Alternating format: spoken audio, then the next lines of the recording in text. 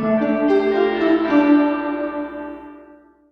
yes, today I have the pleasure of representing my Capstone team, which includes Clem Poole, Isabel Ledesma, Catherine Nielsen, Kyle Inako, and my name is Madison Gilmore.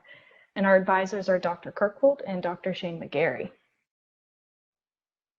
Today we want to share with you what we've been doing over the last 2 years, and that is analyzing karst formations on East Campus. So what exactly is a karst formation? So this is a picture of Grand Caverns, and this is an example of karst formation. And these form because limestone, which is the dominant bedrock in this region, can dissolve under certain conditions and exposure to water. And so other types of karst formations include sinkholes and disappearing streams. And these formations are prevalent in the Shenandoah Valley. An example of this is the sinkhole that opened up during the construction of bioscience building on JMU East Campus in 2011. And this is a news article from that event. And so the purpose of our capstone is to discover possible karst formations, other possible formations on East Campus, and help better inform JMU about their location and extent. And so one way we addressed this problem was looking at the site geology. And this is an aerial photo of farmland that is now East Campus from 1989. And you can see there's two pin marks showing locations of sinkholes. And we know those are sinkholes because of a geologic map of Rockingham County. And so 5 years later, a third sinkhole develops on the same farmland. So if you flash forward to 2015, those sinkholes are actually where East Campus is. And this is not necessarily a bad thing. Sinkholes can be mitigated properly. And then bioscience building is located here, so sinkhole was located here at some time.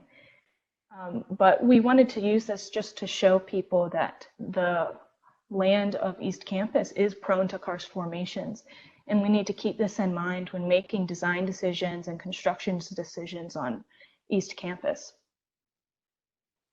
So how could we possibly know what is under the subsurface? Well, geophysicists use a testing technique called electrical resistivity tomography testing. We call it ERT for short.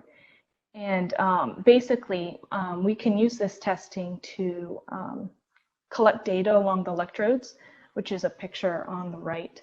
And it will create a 2D slice of the subsurface under our collection line. And I'll show you where we did testing soon.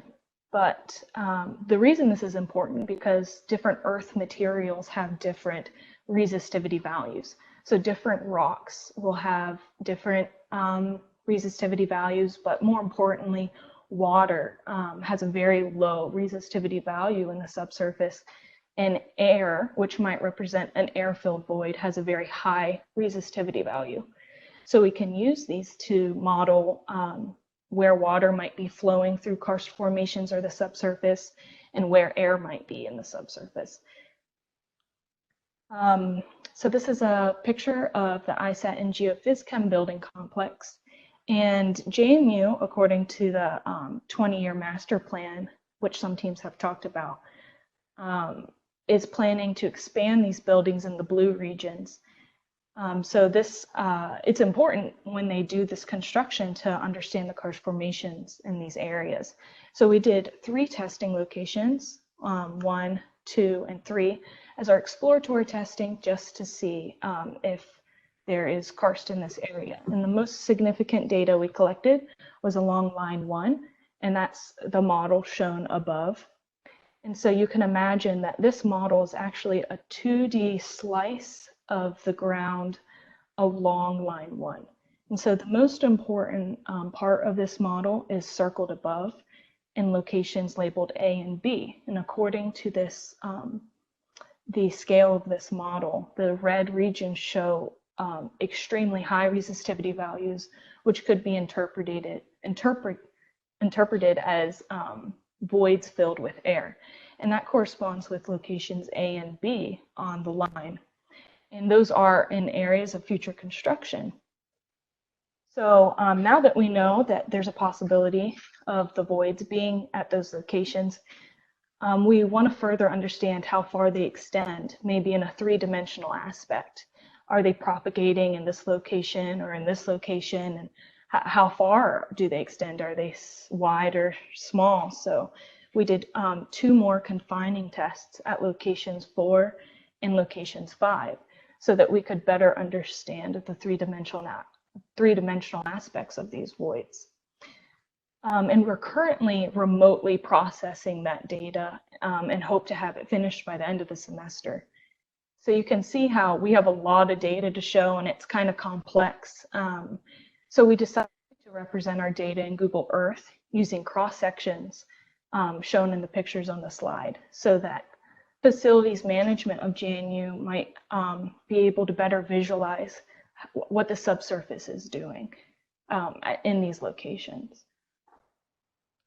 And so finally, we have been working on a geotechnical report to give to facilities management at the end of the semester that summarizes our findings and hopefully helps better inform them and help them make better decisions about construction on East Campus. And this is a picture of us at a meeting with facilities management. This is my email if there's students who want to further our work or do more testing, or just people who are curious about what we've been doing. So thank you so much for your time, and I can take questions.